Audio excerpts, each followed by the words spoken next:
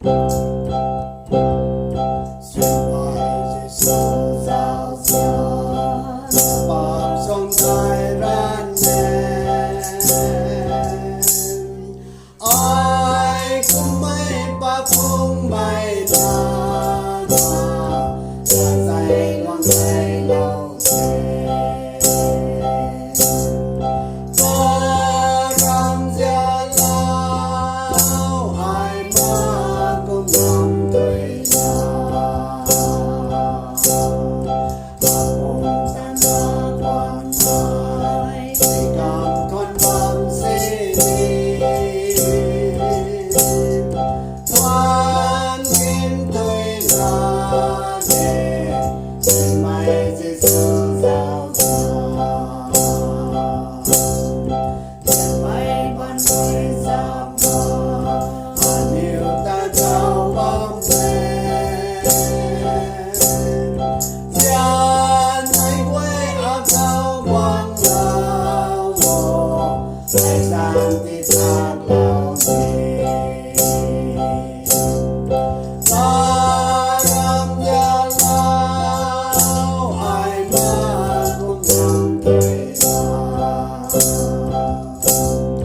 ông ta đã quan hai thì cảm toàn tâm dễ đi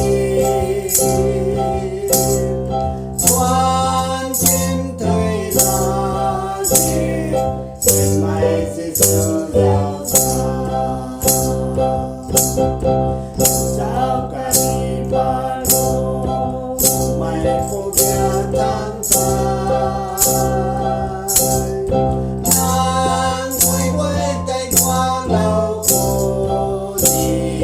từ na ra na xa về ta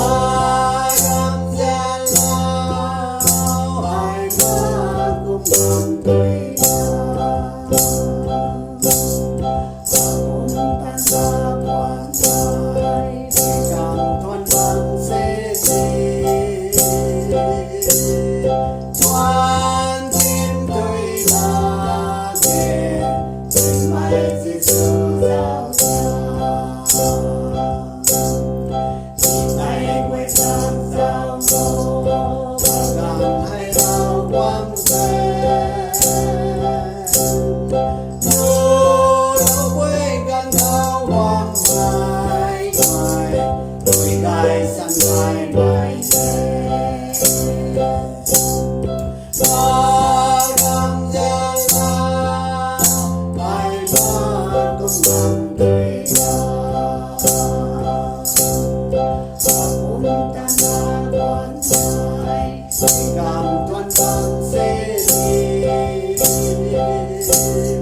thoáng kim tuổi là gì trên mây Giêsu giao